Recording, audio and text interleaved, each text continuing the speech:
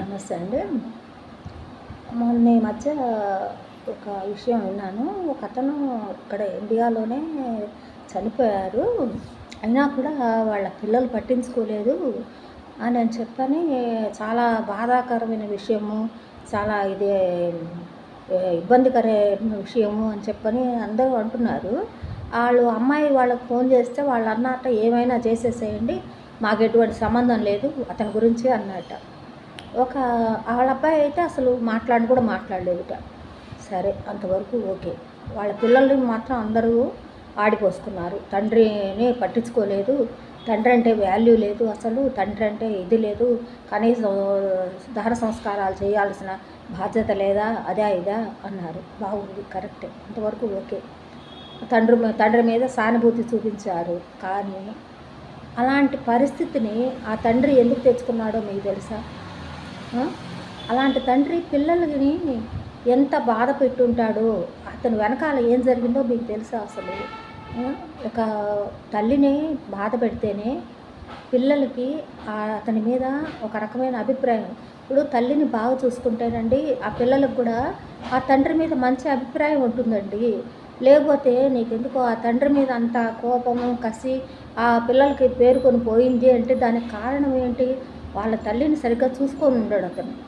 అవునా కాదా? తల్లిని చూసుకోకపోవటం వల్ల, తల్లిని ఇబ్బంది పెట్టడం వల్ల ఆ తల్లి ఎన్నో కన్నీళ్లు కారుస్తూ ఉండటము వాళ్ళు ప్రత్యక్షంగా చూసుంటారు పిల్లలు. అందుకని చెప్పని వాళ్ళ మనసు విరిగిపోయింది అతని మీద.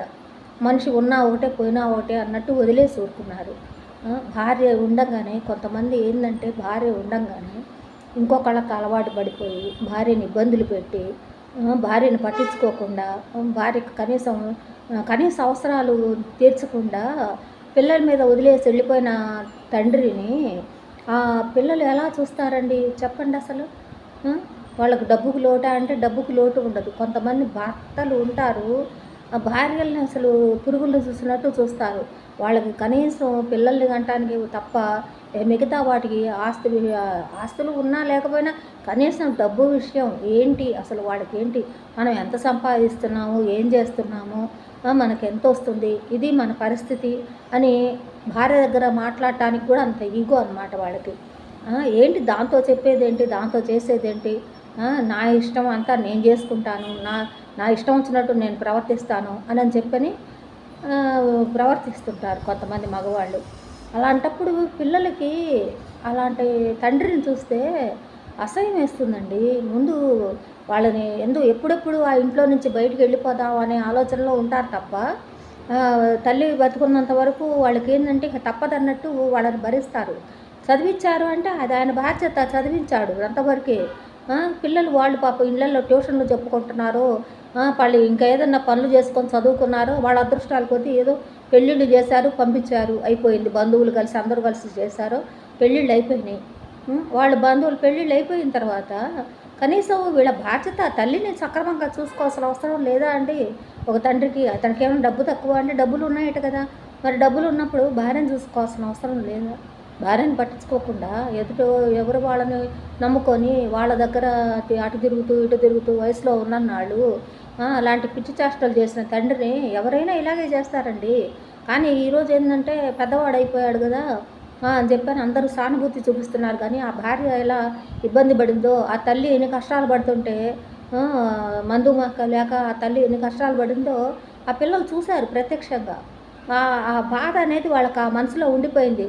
తండ్రి బతికుండగానే నా తల్లి నేను ఇబ్బందులు పెట్టాడే, ఇప్పుడు ఈయన పోతే ఎంత ఉంటే ఎంత మాకే సంబంధం లేదు, ఆయన ఆస్తిపాస్తులు మాకొద్దు, ఏమి వద్దు, ఆయన వదిలేసేయండి, ఏ మున్సిపాలిటీ వాళ్ళు తీసుకుపోతారు అనే ఆ స్థితికి ఆ తండ్రి తెచ్చుకున్నాడు అంటే మీరు చాలా ఆలోచించాలండి ఆ విషయాన్ని. అంతేగాని పిల్లల మనసులు విరిగిపోయేంత వరకు ఆ తండ్రి అలా ప్రవర్తించాడు అంటే ఉన్నారండి, అలాంటి వాళ్ళు చాలామంది ఉన్నారు.